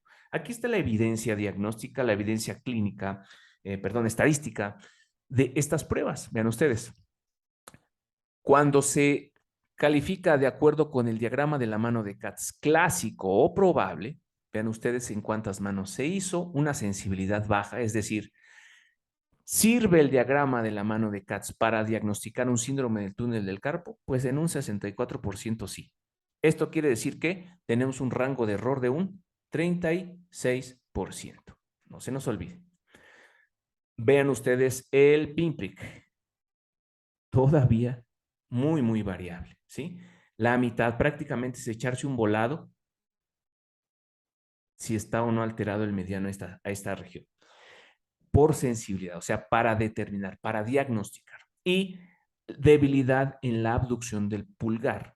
Vean ustedes, sensibilidad, pues yo diría que baja, con un índice o un margen de error del 35% de equivocarnos. Bien, pero ¿qué pasa con la especificidad y con el valor predictivo? ¿Sí? ¿Qué pasa con el valor predictivo positivo? en estas pruebas. Aquí es donde realmente tenemos la utilidad de estas tres pruebas, no para diagnosticar. Eso es lo que nos cuesta trabajo a veces entender, sino para descartar. Y vean ustedes que esto todavía es muy uniforme. ¿Hay que hacerlo? Sí, pero ¿por qué nos da tanta variabilidad o tan baja sensibilidad y especificidad la debilidad en el síndrome, en los abductores del pulgar? Porque esto ya se trata de una situación más crónica, ¿sí? Entonces, inicialmente esto va a estar normal y lo que más va a darnos alteraciones es la parte sensitiva, lo que el paciente nos dice en un diagrama y lo que nosotros determinamos mediante el pinprick. Si sale normal, podemos confiar en que eso no es un síndrome del túnel del carpo. Vean ustedes, casi del 100% la probabilidad de que justo descarte el síndrome del túnel. Y de del diagrama de Katz, también 73, más alto que su sensibilidad, pero pues definitivamente en conjunto con las otras pruebas podemos tener una mayor fiabilidad, ¿sí? Y vemos los valores predictivos en los cuales pues tenemos una alta incidencia de descarte, ¿sí? O sea, tenemos esa seguridad. Vamos a las pruebas que no dan, bueno, ya lo estaban ahí teniendo, pruebas clínicas con bajo valor predictivo. Esto es lo que dijo este estudio, ¿sí? Parestesias nocturnas, dije, chin, es lo que siempre preguntamos. En la noche lo despierta, bla, bla, bla. Sí. Prueba de Tiner y Fale. Atrofia tenar. Prueba discriminativa entre dos puntos y prueba de sensibilidad con monofilamento. Esto es lo que yo encontré, doctores. Revisando Preston, menciona lo contrario, ¿sí? Ahí lo hice. Pruebas con mayor fiabilidad para determinar el diagnóstico del túnel. Bueno, estas, ¿no? O sea, se contraponen. ¿Quién tiene la razón? Hay que buscar. ¿Sí, doctores? Eso es lo que es mi intención. No nos quedemos con lo que ya está establecido. Busquemos por qué entre dos situaciones que están demostradas son, al final viene la bibliografía, se las voy a dejar para que ustedes la vean. También este video saben que va a estar en YouTube para que lo repasen las veces que necesiten, pero lo que quiero que quede claro es que dos expertos o dos textos expertos en situaciones neurológicas dicen cosas contrarias. ¿Qué nos toca a nosotros? Pues seguir buscando, ¿verdad? Esa es la intención. Entonces, vean ustedes. Ahora vamos. Hablando de electrodiagnóstico. Y aquí viene una situación también bien especial. Metaanálisis, ¿sí? De la Asociación Americana de Medicina de Electrodiagnóstico.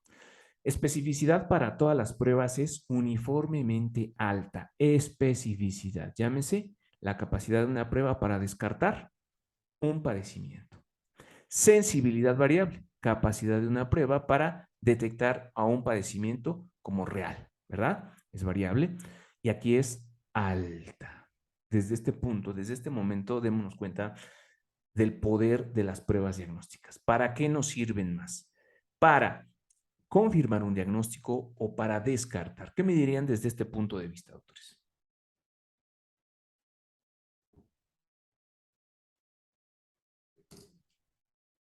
Por ahí en el chat, ayúdenme.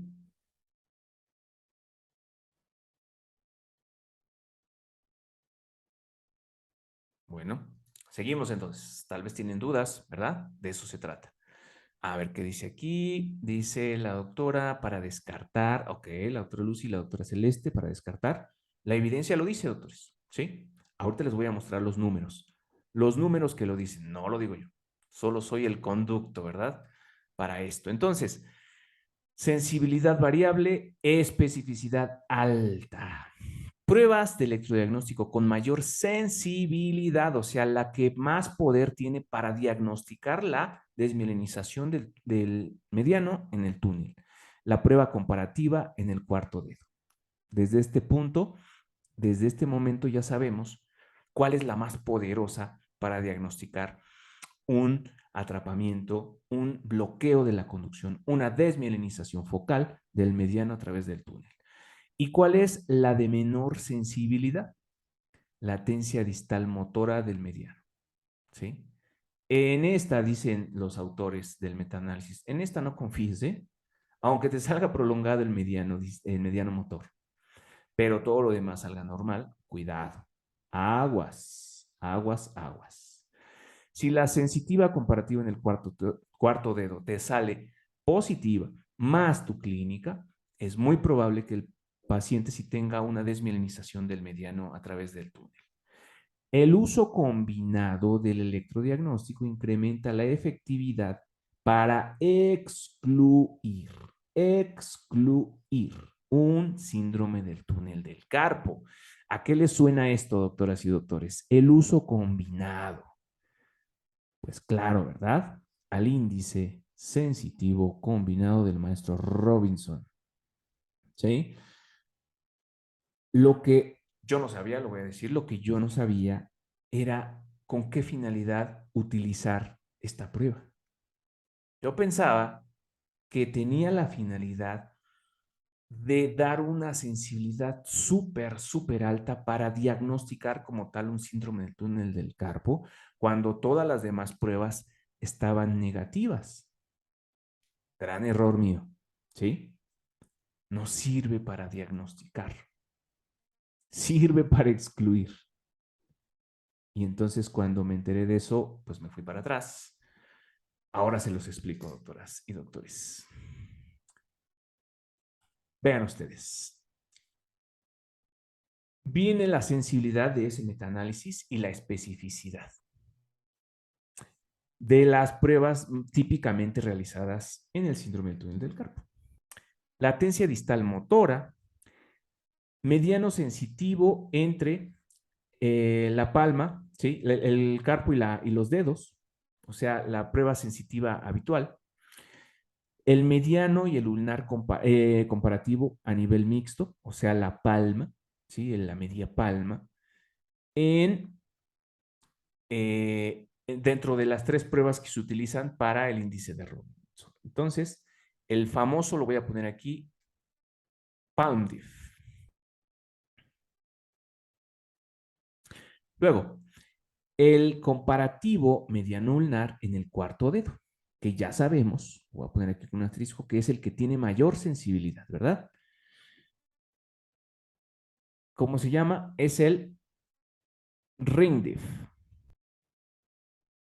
Y el último, el comparativo mediano contrarradial en el primer dedo, en el pulgar, sensitivo. Todos son sensitivos. Thumb diff. ¿Sí? Palm diff, ring diff, thumb diff.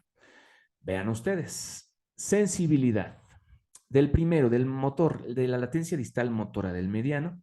Vean ustedes, 63%. Posibilidad de error, 37%. Mediano sensitivo habitual, 65% de sensibilidad. El comparativo en el cuarto, no, perdón, en la palma, perdón, el comparativo de radial y mediano en la palma, 71% de sensibilidad. El comparativo en el cuarto dedo mediano y ulnar, 85%.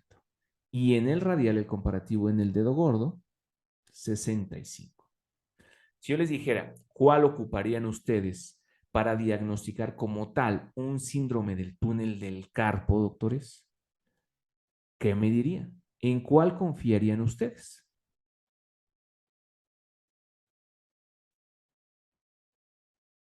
En el ring diff, claro, en el cuarto dedo, ¿verdad? En el comparativo.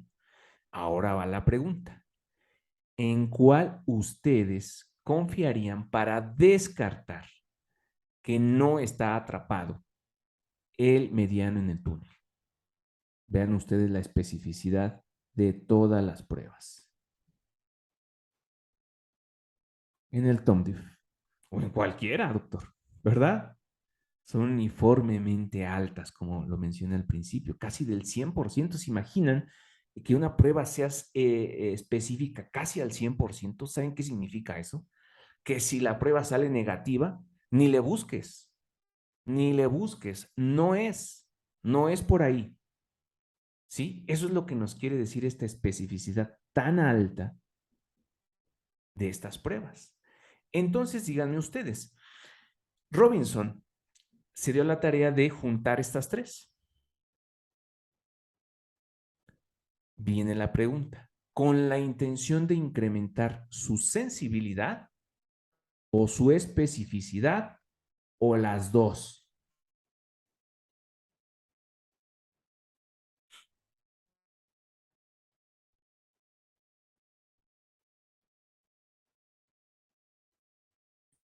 Dice que el doctor René que las dos son contrarias, doctor. Sensibilidad, dice la doctora Luzma, especificidad, dice la doctora Celeste. Ok, ¿qué más? Es decir, lo que la doctora Luzma nos quiere decir que Robinson combinó estas pruebas para hacer más sensible el diagnóstico, o sea, identificarlo con más fiabilidad, el síndrome del túnel. Y la doctora Celeste me dice que especificidad, es decir, no, Robinson combinó las pruebas para que con más fiabilidad descarten el síndrome del túnel. Dice la doctora Lucy que por sensibilidad, el doctor Alfredo dice que para sensibilidad, bueno, vamos a ver qué dice la estadística, ¿verdad? No lo digo yo. Vamos a ver. Desnudemos las pruebas. Y bueno, aquí están descritas, ¿no? Ustedes ya las conocen. En cualquier libro está, en cualquier texto del índice de Robinson la van a encontrar. No vamos a perder tiempo en esto. Esto es lo que me interesa, doctoras y doctores. ¿Sí? Vean ustedes. PANDIF, RINDIF, TUNDIF. Hacer una de las tres pruebas, sin decir cuál. Dos de las tres de las tres, y encontrar un índice sensitivo combinado, que ya sabemos que es la suma de las diferencias entre las tres pruebas, de la latencia de las tres pruebas, menor o igual a 0.9. Es decir, si es mayor de 0.9, es positivo para túnel. ¿Sí? Es positivo, lo voy a poner aquí, positivo para túnel del carpo. Pero si el índice sensitivo combinado es menor o igual a 1.1, nos dice que igual es negativo para síndrome del túnel del carpo. Lo voy a borrar aquí, esperen un tantito, porque ya se hizo un enredadero. Entonces es positivo para túnel y este lo descarta. Vean ustedes, sensibilidad de las pruebas. Y esto es del artículo original de Robinson, ¿eh? Vean ustedes, 69.7 para el PALDIF individual, 74.2, 75.8, contra especificidad de 96, 96, 96, casi el 100%, haciéndolas de forma individual. Uno de los tres tests, sin decir cuál, escogiendo el que mayor nos diera, digamos, el resultado, puede incrementarse la sensibilidad hasta 84, pero la especificidad baja a 92. Dos de los tres, o sea, combinándolos, empieza a verse que pues la sensibilidad disminuye y la especificidad empieza a incrementar. Y luego, haciendo tres de los tres test, ¿qué pasa aquí? La sensibilidad disminuye y ven ustedes aquí, qué maravilla, la especificidad incrementa. Les vuelvo a preguntar, doctoras, doctores, ¿con qué finalidad Robinson combinó los tres test para incrementar la sensibilidad, la especificidad, es decir, diagnosticar síndrome del túnel del carpo o descartarlo? ¿Qué me dirían ustedes?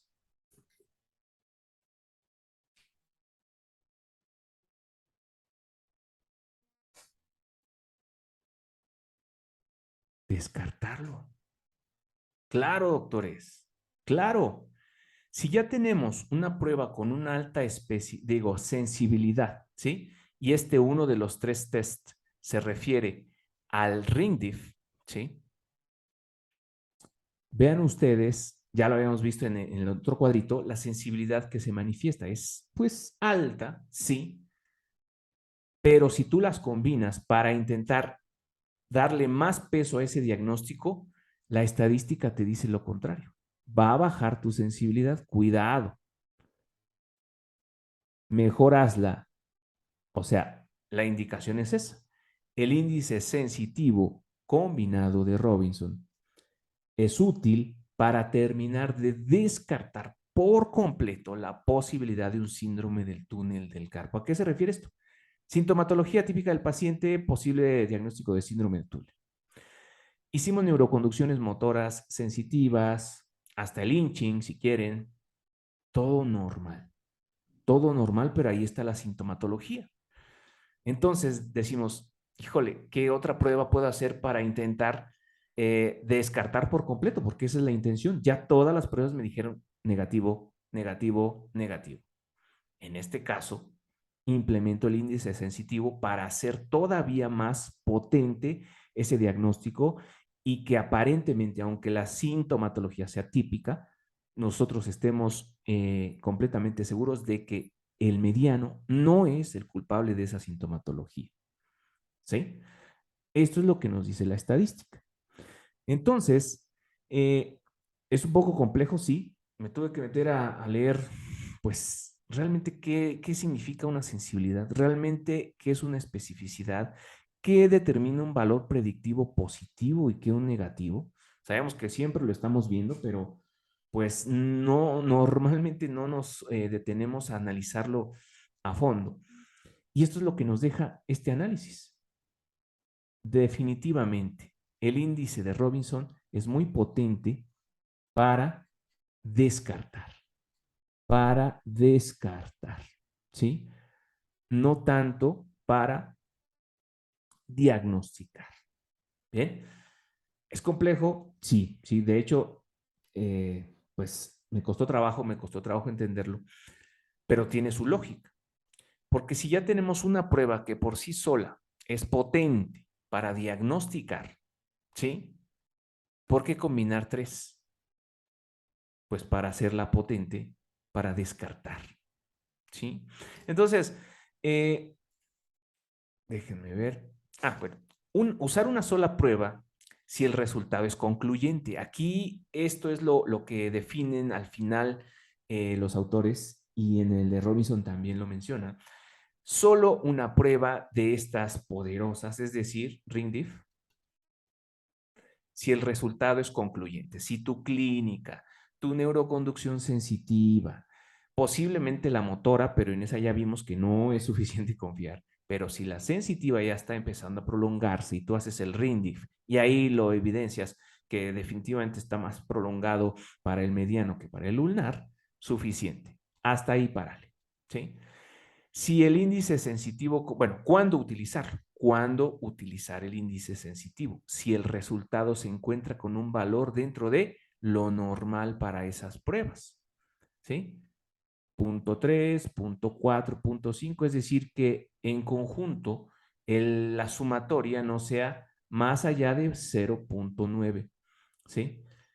Aquí te lo está diciendo, punto 3 y punto 4, punto 7. Y 5 serían, ¿cuánto? 1.2, ¿no?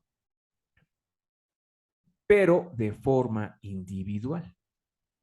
Si estas de forma individual están siendo igual o menos de esto, entonces combínalas. Y si esto te sale, lo voy a borrar aquí porque se confunde, no es el signo, menor a 0.9 milisegundos, ¿sí? Entonces confirmas, terminas de confirmar que ese nervio mediano está normal, normal, ¿sí? Es normal el nervio. Estos son los valores que da Robinson, ¿sí? Y las recomendaciones. Déjenme ver si hay alguna otra. Bueno, aquí lo estaba diciendo, ¿no? Lo normal es de menor o igual a 0.9. Si es mayor, lo más seguro es que sí tengas por ahí un síndrome del túnel, ¿sí? Pero con esa sensibilidad que ustedes ya vieron. Hay que tomar en cuenta la clínica y toda la referencia de la estadística. Importantísimo, pero siempre. Y ahora quiero hacerles otra pregunta. Bueno, esta es la bibliografía de donde estoy obteniendo. Va a estar ahí, como les dije, en YouTube, para que puedan buscarlo en cualquiera de las plataformas educativas. Pero ahora les quiero preguntar, voy a regresar, ¿sí? Como por último, a esto. Ok, a este esquema, doctores.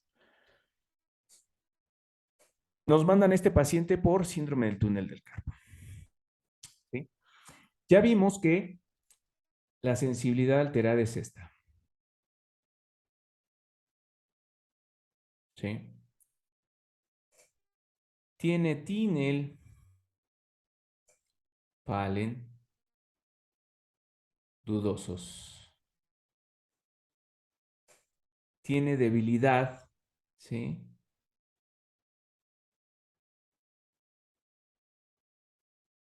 En región tenar. Y, ¿qué otra situación? Bueno, vamos a dejarlo con esto, ¿sí?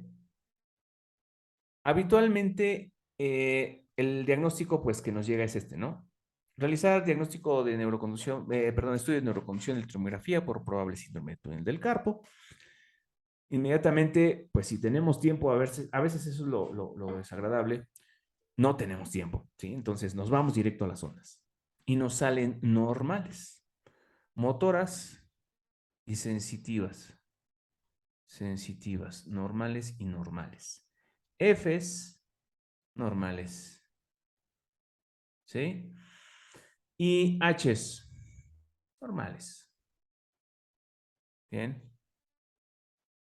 ¿Hacen o no hacen electromiografía, doctores? ¿Y en dónde? ¿Y para qué?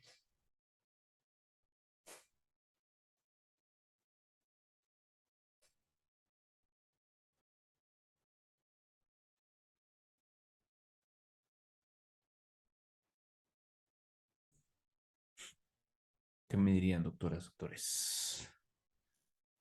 EMG, no. A ver, vamos a ver qué dice la doctora. EMG, no. Haría mejor el índice por la clínica. Ok, bueno, ahorita vamos a ver cuánto sale del índice. Descartar radiculopatía. Dice el doctor Alfredo, claro, hay que descartar la radiculopatía. Primero haría índice de Robinson. Ok, índice de Robinson. Menor a 0.9, doctores. Milisegundos. Ahí está el índice.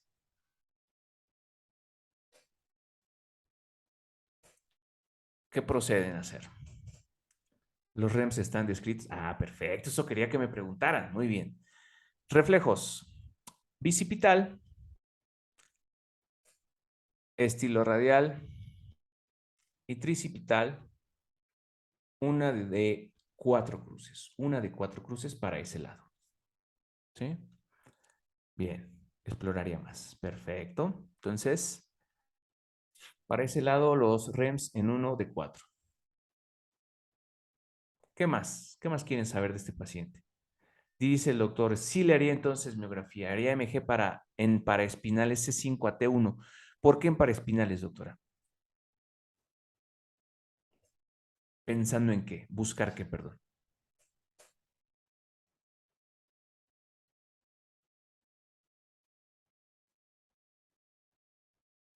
Descartar radiculopatía, ok. Exploraría músculos de raíz C6, C7, ok, ya que los reflejos están alterados, bien. Sí, entonces la intención es demostrar una probable radiculopatía, ¿verdad? Pero la situación, aquí dice el doctor, deltoides, bíceps, tríceps y supinador. Haría MG en músculos proximales y distales de las extremidades. Ok, ¿por qué, por qué en, por qué en paravertebrales y por qué en distales? ¿Cuándo en unos, cuándo en otros, doctoras? ¿De qué depende eso? ¿Cuál es mejor, cuál es peor? Esa sería la pregunta. ¿Y en la mano? ¿Alguien haría alguno en la mano? Depende del claro, claro que sí.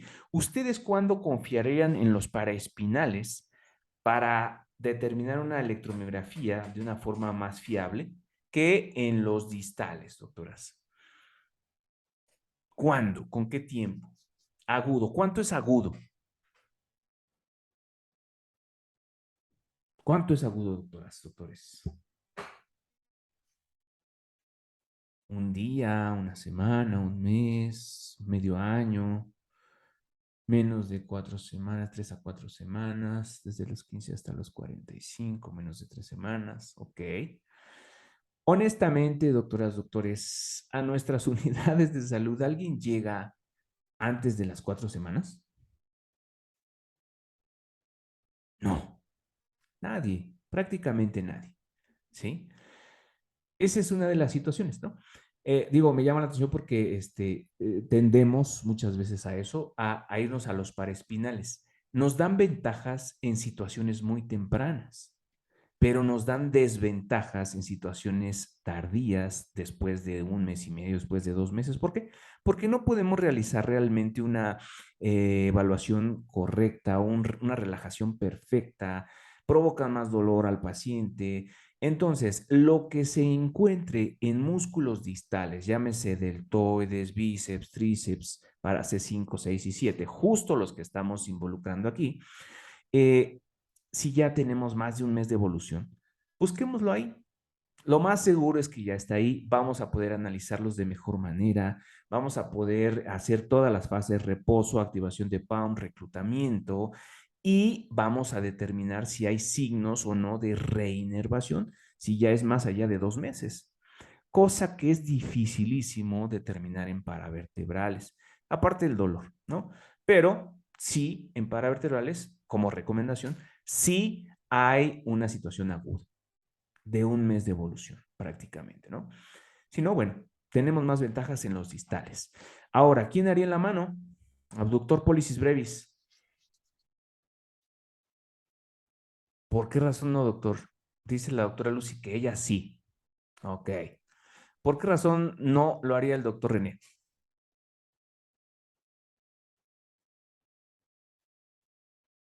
Porque evaluamos C8T1 y primer interocio dulce. Porque evaluamos C8T1. ¿Tenemos sintomatología para C8T1, doctora Lucy?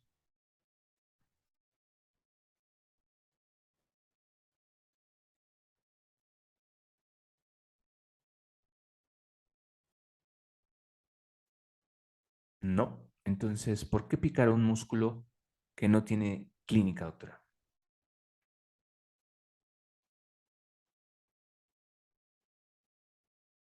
Dice ahí el doctor René, dice no hay clínica. Que volvamos a 8T1. Ok, esa sería la situación, ¿no? Gracias, gracias, doctores, por su participación, claro que sí.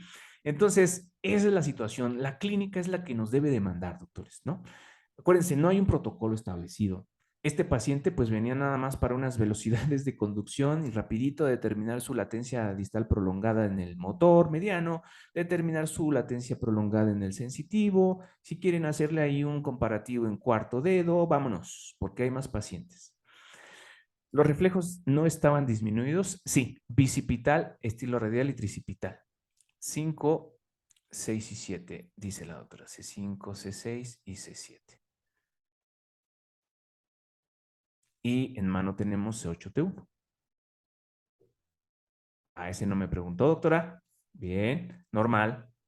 Y no hay síntomas en toda la región. Acuérdense, cuando vemos radiculopatías, lo primero que se nos manifiesta son situaciones sensitivas en el dermatoma. ¿Vemos dermatoma C8T1 alterados? Ah, ok. Dice la doctora, olvídelo. Sí, lo olvidaremos. Sí, pero bueno, aquí no había clínica. ¿Va? Listo. Entonces, es un ejercicio, digo, los pacientes pueden llegar de muchas maneras, pero siempre estar abiertos a otras posibilidades, doctoras, doctores. Bien, entonces espero les haya aportado algo esta clase, este webinar. Otra vez nos llevamos las 2 horas, ya no quería tardarme tanto, pero bueno, hay mucha información que compartir, entonces pues aquí estamos. Aprovecho, bueno, ¿alguien quiere tener bueno, tiene una pregunta, alguna duda que haya quedado? ¿Alguna situación? Muchas gracias, excelente plática. Gracias, doc. Gracias, gracias. Ah, sí, claro, doctora Liz, adelante. Gracias, gracias. Dice la doctora Celeste, claro, gracias. Gracias, doc. Doctor Alfredo López, a sus órdenes, doctores. Sí, ¿quién tenía una pregunta por ahí? Me dijo la doctora. ¿Quién fue? Dice, cuando no salen latencias prolongadas distales y proximales de medianos solamente, cuando no salen latencias proximales, prolongadas distales y proximales de medianos solamente, ok, aquí en esta situación habría que valorar un posible atrapamiento, pero tampoco provocaría unas latencias prolongadas. Solamente si el atrapamiento está entre el sitio proximal y el distal, hablando de un bloqueo, ¿sí? Gracias, doctora. Entonces, valorar por qué podría estarse prolongando el mediano y, obviamente, si es solo el motor, ver si la situación viene desde raíces o desde una situación del plexo, ¿no? Y no solamente buscar las latencias, sino ver las amplitudes contralaterales. ¿Hay alguna alteración en las amplitudes también, aparte de las latencias? Esto nos debería de hacer dudar de algo, que algo se nos pasó en la clínica. Otra vez revalorar reflejos, fuerza, tono, trofismo, contralateral, para determinar si hay algo que pueda estar afectando al mediano exclusivamente y a nivel motor. Porque cuando se trata de neuropatías o de plexopatías, puede ser que tanto motor y sensitivo se estén afectando. Entonces, algo se nos estaría pasando ahí, doctor. Entonces, la situación, como dicen las reglas del electrodiagnóstico, si no concuerda los hallazgos de las ondas, hay que ir otra vez a reevaluar al paciente clínicamente, reinterrogarlo, a ver qué se me pasó. Algo no está cuadrando, debemos de buscar, escarbar, doctor. ¿Sí? Entonces, híjole, que se prolonguen solo las latencias distales y proximales, híjole, podría ser no sé, atrapamientos múltiples en el mediano. Tendríamos que evaluar a partir de dónde está atrapado, porque tenemos aquí atrapamientos proximales en la arcada de Struders, en la certus fibrosus, ¿sí? En el pronador, y de ahí pues hasta el carpo. Evaluar estas posibilidades. Digo, no era el tema hoy hablar de los atrapamientos proximales, pero pues lo voy a proponer como tema próximo, por si quieren abordar, pues ayúdenme con su voto, para hablar de estos atrapamientos y la clínica y los hallazgos. Bien, entonces, pues listo, doctoras, doctores, muchas gracias por su presencia. Mañana tenemos curso presencial, aún hay lugares por si a alguno le interesa. Mi número de contacto, pues se los coloco aquí. Bueno, les voy a mandar el cartelito ahí en el, ¿cómo se llama? Permítanme, voy a quitar esto para ponerles el cartelito y bueno, que en el YouTube se quede ¿cómo se llama? Permítanme tantita, aquí está. Listo, aquí está el cartel, se los transmito para que pues lo puedan estar viendo. Y listo, doctores. Entonces mañana tenemos nuestro curso taller de análisis de la actividad espontánea presencial. Si alguien gusta acompañarnos, todavía tenemos algunos lugares.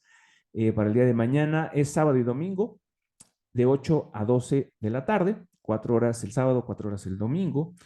Vamos a ver múltiples videos, vamos a ver teoría, práctica de interpretación de ondas, correlación clínica con patrones neuropáticos miopáticos, vamos a ver evolución de los padecimientos y pronóstico, lo que normalmente no hacemos cuando estamos analizando ondas. ¿Es posible hacerlo? Claro que sí.